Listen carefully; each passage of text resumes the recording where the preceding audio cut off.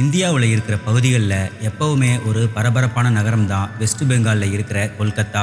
இந்த கொல்கத்தாவோட ஜவஹர்லால் தத்தா ரோடு பகுதியில ஒரு மிடில் கிளாஸ் ஃபேமிலியில அர்ச்சனா அப்படிங்கிற 35 வயசு பெண் தன்னுடைய மாமியார், கணவர், மகள் மற்றும் மகனோட வாழ்க்கையை நடத்திக்கிட்டு இருந்தாங்க. இவங்களோட மகள் 8th ஸ்டாண்டர்டும் மகன் 3rd ஸ்டாண்டர்டும் படிச்சுக்கிட்டு இருந்தாங்க. கணவர் பின்டு பலங்டர் ஒரு கார் சர்வீஸ் கம்பெனியில வேலை செஞ்சுக்கிட்டு இருந்தாரு.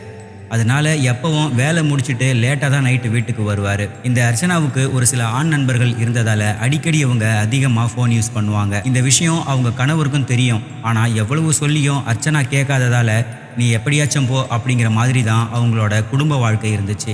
ஸ்கூல் விட்டு வீட்டுக்கு வந்த அர்ச்சனாவோட பிள்ளைங்க படிக்கும்போது ஏதாச்சும் டவுட் கேட்டால் கூட அதுக்கு அர்ச்சனா பதில் சொல்லாமல் ஃபோனையே தான் பார்த்துக்கிட்டு இருப்பாங்க. இதனால அந்த பிள்ளைகளுக்கும் அர்ச்சனா மேலே ஒரு பெரிய வெறுப்பு ஏற்பட்டிருக்கு. இந்த நிலையில் 2018 செப்டம்பர் 17 அன்னைக்கு அர்ச்சனா தன்னோட தாய்மாமா வீட்டுக்கு போயிட்டு அப்படியே ரிப்பேராக இருக்கிற மொபைலை சர்வீஸுக்கு கொடுத்துட்டு வந்துடுறேன் அப்படின்னு வீட்டில் இருந்த தன்னோட மாமியார் கிட்ட சொல்லிட்டு கிளம்பியிருக்காங்க. அப்படி போன அர்ச்சனா ஓரிரு மணி நேரங்களில் திரும்ப வந்துடுவாங்க அப்படின்னு தான் அவங்களோட மாமியார் நினச்சிருக்காங்க. ஆனால் அன்னைக்கு மத்தியானம் ஆகியும் அர்ச்சனா வீட்டுக்கு வரவே இல்லை. சரி, அர்ச்சனா அவங்களோட தாய்மாமா வீட்டுக்கு தானே போயிருப்பா, அவருக்கே பேசலாம்னு அர்ச்சனாவோட மாமியார் ஃபோன் பண்ணி பார்த்தாங்க. அப்பதான் அர்ச்சனா தன்னோட தாய்மாமா வீட்டுக்கு வரல அப்படிங்கிற தகவல் அவங்களுக்கு தெரிய வந்துச்சு. உடனடியாக இந்த விஷயத்தை தன்னோட மகன் பிண்டுகிட்டையும் அவங்க ஃபோன் பண்ணி சொன்னாங்க. இவங்க எல்லாருமே அர்ச்சனாவோட நம்பருக்கு ஃபோன் பண்ணி பார்க்கும்போது தொடர்ச்சியாக அவங்க நம்பர் சுவிட்ச் ஆஃப்லேயே தான் இருந்துச்சு. அன்னைக்கு ஈவினிங் வரைக்கும் வெயிட் பண்ணி பார்த்தாங்க. ஆனால் அர்ச்சனா வீட்டுக்கு வரவே இல்லை. இதுக்கப்புறமா பக்கத்தில் இருந்த போலீஸ் ஸ்டேஷனுக்கு போய் தன்னோட மனைவி அர்ச்சனாவை காணலை அப்படின்னு அவங்க கணவர் பின்டு கம்ப்ளைண்ட் கொடுத்தாரு. இதை தொடர்ந்து அன்னைக்கு இரவே போலீஸ் பல இடங்களில் அர்ச்சனாவை தேடி பார்த்தாங்க. ஆனால் அர்ச்சனா கிடைக்கவே இல்லை. அர்ச்சனாவை தேடுறதுல அவங்க குடும்பத்தினர் அந்த அளவுக்கு தீவிரமாக ஈடுபடலை. காரணம், இந்த அர்ச்சனா இதே மாதிரி அடிக்கடி வீட்டை விட்டு போய் 3 நாட்கள் வரைக்கும் தோழிகள் வீட்டில் தங்குறத வழக்கமாக வச்சிருந்திருக்காங்க. இதனால அவங்க குடும்பத்தினர் இதை பெரிய விஷயமா எடுத்துக்காம இருந்தாங்க. சரி, அர்ச்சனா கிட்ட இருந்து எதுவும் ஃபோன் கால் வருதா அப்படின்னு அவங்க குடும்பத்தினர் வெயிட் பண்ணி பார்த்தாங்க. இப்படியே 3 நாட்கள் போச்சு. இந்த நிலையில அர்ச்சனா காணாம போனதுல இருந்து 4வது நாள், அதாவது செப்டம்பர் 21 அன்னைக்கு பின்டு பலங்டர் தன்னோட வீட்டில் இருந்து வெளியே போகும்போது அங்க இருந்த ஒரு டீ கடையில தொங்கவிடப்பட்டிருந்த நியூஸ் பேப்பர் போஸ்டரை பார்த்து ஒரு நிமிஷம் அப்படியே நின்னாரு. அந்த நியூஸ்ல இவங்க வசிக்கக்கூடிய பகுதியில இருந்து சுமார் 15 கிலோமீட்டர் தொலைவில் இருக்கிற சௌபகா பகுதி கால்வாயில ஒரு சாக்கு மூட்டையில இருந்து ஒரு பெண்ணுடைய சடலம் மீட்கப்பட்டிருந்த செய்தியை பார்த்தாரு. நல்லா கவனிச்சு பார்க்கும்போது அந்த நியூஸோட போட்டோவில் இருந்தது தன்னோட மனைவி அர்ச்சனா தான் அப்படிங்கிறது பின்டுவுக்கு தெரிய வந்துச்சு. கடந்த 2018வது வருஷம் மேற்கு வங்காளத்தில் நடந்து இப்போ வரைக்கும் ஒரு மர்மமான வழக்காக கருதப்படுற அர்ச்சனா கொலை வழக்கை பற்றி தான் இன்னைக்கு இந்த வீடியோவில் நம்ம பார்க்க போகிறோம். நீங்கள் பார்த்துட்டு இருக்கிறது நடந்தது என்ன?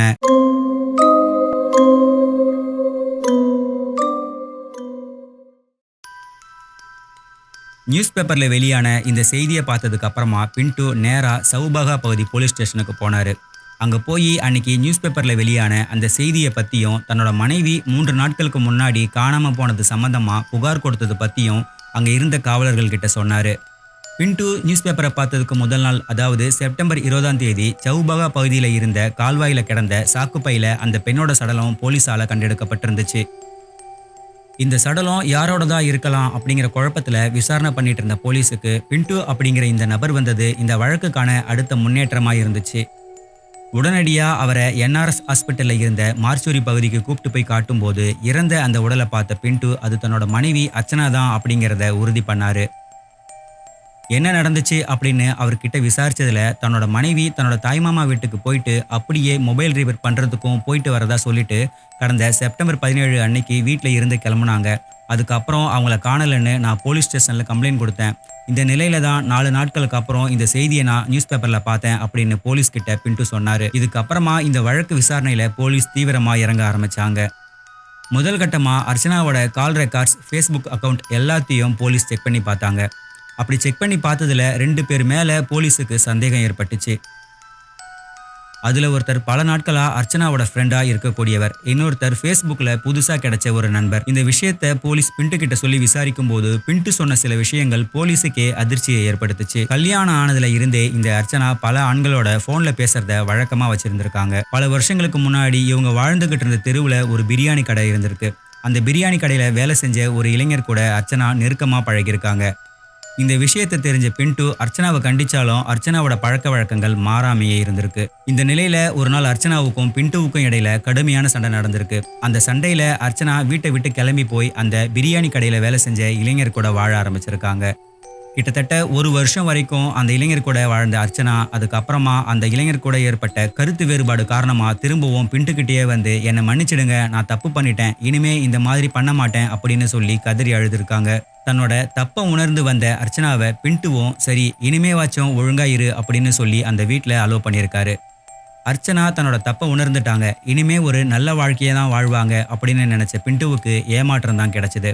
முன்னாடி ஃபோனில் அதிகமாக பேசிக்கிட்டு மட்டும் இருந்த அர்ச்சனா இதுக்கப்புறம் வீட்டை விட்டு வெளியே போய் அடிக்கடி தோழிகள் மற்றும் நண்பர்களை சந்திக்க ஆரம்பிச்சாங்க. காலையில் வீட்டை விட்டு போயிட்டு நைட்டு தான் வீட்டுக்கு வர்றது, முதல் நாள் போயிட்டு அடுத்த நாள் வருது அப்படின்னு ஒரு வரம்பை தாண்டி நண்பர்களை பார்க்க போறேன்னு சொல்லி 3 நாட்கள் வரைக்கும் வீட்டுக்கு வராமல் இருந்திருக்காங்க அர்ச்சனா. வீட்டில் இருக்கிற தன்னோட பிள்ளைகளையும் அம்மாவையும் அப்பப்போ கவனிச்சுக்கிறதுக்காகவாச்சும் அர்ச்சனா வேணும் அப்படின்னு பின்ட்டு இனிமே நம்மளோட நிலைமை இப்படி தான் அப்படின்னு நொந்து போய் தான் ஒரு வாழ்க்கையை வாழ்ந்திருக்காரு. இந்த விஷயங்கள் எல்லாமே பின்ட்டு போலீஸ் கிட்ட சொன்ன விஷயங்கள். இந்த நிலையில அர்ச்சனாவோட பிரேத பரிசோதனை அறிக்கை போலீஸ் கிட்ட ஒப்படைக்கப்பட்டுச்சு. அதுல அர்ச்சனா கழுத்து நெரிக்கப்பட்டு கொல்லப்பட்டிருக்காங்க அப்படின்னு சொல்லப்பட்டிருந்துச்சு. இதை பார்த்ததுக்கு அப்புறமா போலீஸுக்கு ஒரு சந்தேகம் ஏற்பட ஆரம்பிச்சது. ஏன் ஒருவேளை பின்ட்டுவே தன்னோட மனைவியை நடத்த பிடிக்காம அவங்க கழுத்தை நெரிச்சு கொலை பண்ணியிருக்க கூடாது அப்படின்னு போலீஸ் யோசிக்க ஆரம்பிச்சாங்க. இதுக்கப்புறம் இந்த வழக்கோட விசாரணை கோணம் பின்ட்டுவுக்கு தெரியாமையே அவரை நோக்கி ரகசியமா நகர்ந்துச்சு. அர்ச்சனா கொலை செய்யப்பட்டதா மென்ஷன் செய்யப்பட்டிருந்த டைம்ல பின்ட்டு எங்க இருந்தாரு அப்படின்னு போலீஸ் செக் பண்ணி பார்த்தாங்க. அப்படி செக் பண்ணி பார்த்ததுல அந்த டைம்ல பின்ட்டு தன்னோட வேலை செய்யற இடத்துல தான் இருந்திருக்காரு. அவரோட மொபைல் நெட்வொர்க்கும் அர்ச்சனாவோட மொபைல் நெட்வொர்க்கும் வேற வேற ஏரியாவில் இருந்தது தெரிய வந்துச்சு.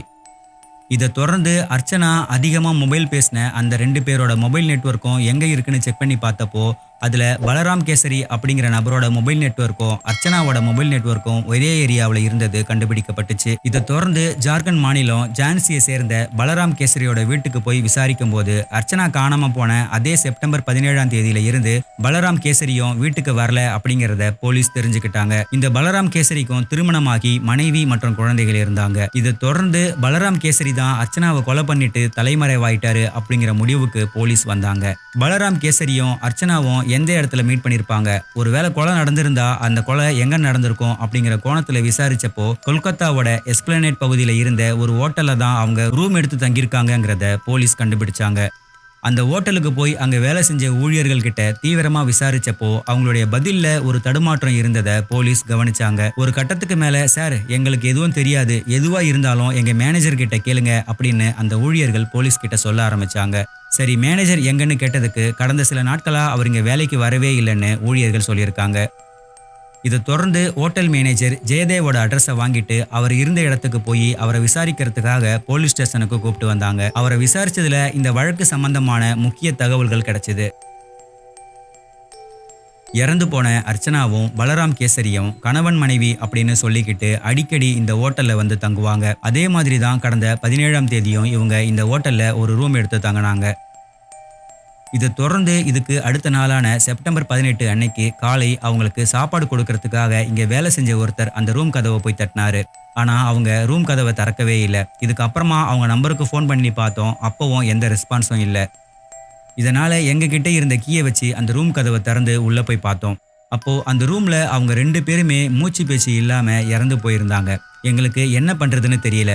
போலீஸ் கிட்ட சொல்லலாமான்னு யோசிச்சோம். ஆனா அப்படி சொல்லி போலீஸ் இங்க வந்து விசாரணை பண்ணா எங்களோட ஹோட்டலுக்கு தான் கெட்ட பேர் ஏற்படும் அப்படின்னு எங்களுக்கு தோணுச்சு. இதன் அடிப்படையில நானும் அந்த ஹோட்டல்ல வேலை செஞ்ச ஒரு ஊழியரும் சேர்ந்து அந்த பெண்ணோட உடலை ஒரு சாக்கு மூட்டையில கட்டியும் பலராம் கேசரியோட உடலை ஒரு போர்வையால சுத்தியும் தனித்தனியா ஆட்டோவில் கொண்டு போய் சௌபாகா பகுதியில இருந்த ஒரு கால்வாயில வீசிட்டோம் அப்படின்னு சொன்னாரு. பலராம் கேசரி தான் அர்ச்சனாவை கொலை பண்ணிட்டு தலைமறைவா இருக்காரு அப்படின்னு நினைச்சுக்கிட்டு இருந்த போலீஸுக்கு பலராம் கேசரியும் இறந்து போயிட்டாரு அப்படிங்கிற செய்தி மிகப்பெரிய அதிர்ச்சியை ஏற்படுத்துச்சு. இதன் அடிப்படையில காவலர்கள் ஜெயதேவ் சொன்ன பகுதியில போய் தீவிரமா தேடினதுல அர்ச்சனாவோட உடல் கண்டெடுக்கப்பட்டதுக்கு கொஞ்சம் தூரத்திலேயே அழுகிய நிலையில போர்வையால சுத்தப்பட்ட பலராம் கேசரியோட உடல் மீட்கப்பட்டுச்சு. அந்த உடலை பிரேத பரிசோதனைக்கு அனுப்பி பிரேத பரிசோதனை பண்ணதுல பலராம் கேசரியோட உடல்ல விஷம் இருந்தது தெரிய வந்துச்சு. ஆனா ஜெயதேவ் சொன்ன மாதிரி அவங்க 2 பேரும் ஏற்கனவே ரூம்ல இறந்து கிடந்தாங்க, அவங்க உடலை நாங்க டிஸ்போஸ் மட்டும்தான் பண்ணோம் அப்படின்னு சொன்ன விஷயத்த போலீஸ் நம்ப மறுத்தாங்க. இதனால ஜெயதேவையும் அந்த ஹோட்டல்ல வேலை செஞ்ச ஊழியர் ஆஷிஷ் யாதவையும் டெட் பாடியை கொண்டு போன ஆட்டோவோட டிரைவர் விஜய் யாதவையும் போலீஸ் கைது பண்ணி தீவிரமா விசாரிச்சாங்க. இதுக்கப்புறமா இந்த வழக்கு கோர்ட்ல விசாரணைக்கு வந்துச்சு. அப்போ கைது செய்யப்பட்ட அந்த 3 பேரும் ஓட்டல்ல இறந்து கிடந்த அந்த 2 பேரோட உடலை நாங்க டிஸ்போஸ் மட்டும் தான் செஞ்சோம், அவங்கள நாங்க கொலை பண்ணல அப்படின்னு தங்களோட வாதத்தை முன் வச்சாங்க. இதுக்கு எதிராக போலீஸ் தரப்புல ஓட்டல் ஊழியர்கள் கொலை பண்ணியிருக்க வாய்ப்பு இருக்கு அப்படிங்கிற வாதம் முன்வைக்கப்பட்டுச்சு. காரணம், இந்த ஓட்டல்ல இதுக்கு முன்னாடி இதே மாதிரி ஒரு சிலர் தற்கொலை பண்ணி உயிரிழந்த சம்பவம் நடந்திருக்கு. அப்பவெல்லாம் போலீஸ் அங்க போய் விசாரணை பண்ணியிருக்காங்க. அந்த தகவலை அங்க வேலை செஞ்ச ஊழியர்களே தான் போலீஸுக்கு தெரியப்படுத்தினாங்க. ஆனா இந்த சம்பவத்துல மட்டும் எதுக்காக இவங்க ஓட்டலோட பேருக்கு கெட்ட பேர் வந்துரும் அப்படின்னு சொல்லி பாடியை டிஸ்போஸ் பண்ணாங்கன்னு போலீஸ் தங்களோட சந்தேகத்தை எழுப்பினாங்க. இப்படி பல மர்மங்களோட நடந்த இந்த வழக்கு சம்பந்தமான தகவல்கள் இதுக்கப்புறம் எந்த ஊடகங்கள்லையும் வெளியிடப்படலை.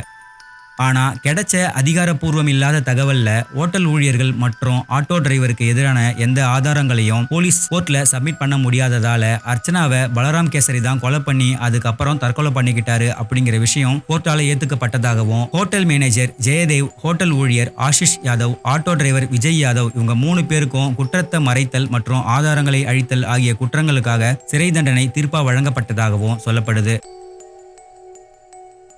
இந்த கொலை நடக்கிறதுக்கு பல நாட்கள் முன்னாடியே பலராம் கேசரிய அர்ச்சனா அவங்க பிள்ளைகள் கிட்ட இது உங்க மாமாதான்னு சொல்லி அறிமுகப்படுத்தினதும் அந்த பசங்களுக்கு இவர் கிஃப்டா சைக்கிள் வாங்கி கொடுத்ததும் விசாரணையில போலீஸ் தெரிஞ்சுக்கிட்டாங்க. ஆனா இந்த விஷயங்கள் எதுவுமே அவரோட கணவரான பிண்டுவுக்கு தெரியாம தான் இருந்திருக்கு.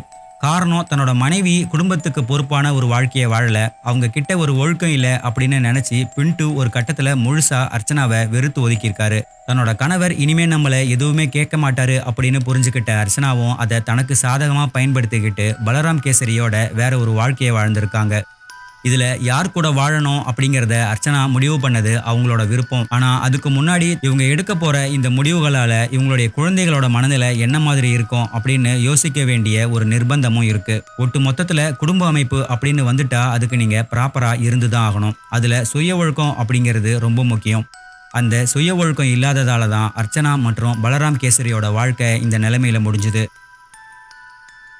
உண்மையாவே பலராம் கேசரி தான் அர்ச்சனாவை கொலை பண்ணிட்டு தற்கொலை பண்ணிட்டாரு அப்படின்னு சொல்லப்படுற ஸ்டேட்மெண்ட்டை நீங்க நம்புறீங்களா? இல்ல ஹோட்டல்ல இருந்த யார் மூலமோ இவங்க 2 பேருமே கொலை செய்யப்பட்டிருக்காங்க அப்படின்னு போலீஸ் சொன்ன ஸ்டேட்மெண்ட்டை நம்புறீங்களா? நீங்க என்ன நினைக்கிறீங்க? உங்க பதில கமெண்ட்ல சொல்லுங்க. இதே மாதிரி இன்னொரு வீடியோவில் சந்திக்கலாம்.